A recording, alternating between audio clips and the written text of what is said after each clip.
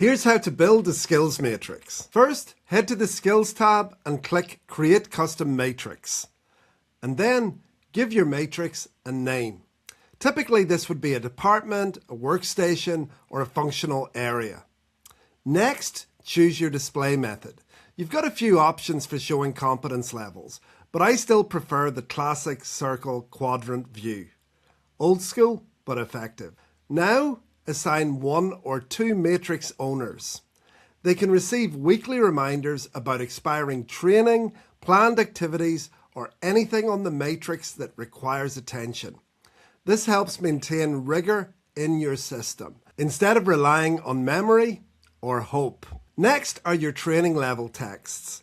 These come pre-configured out of the box, but you can customize them to match your organization's terminology.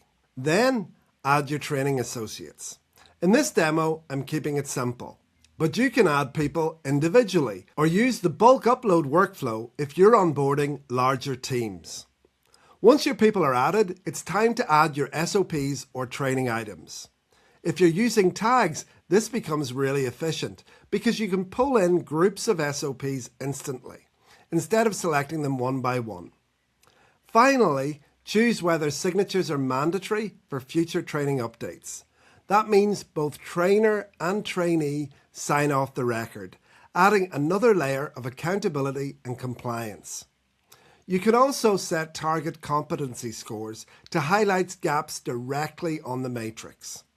And remember, documenting processes alone isn't enough. Without awareness, training, and verified competence, your operation is running on hope rather than rigor.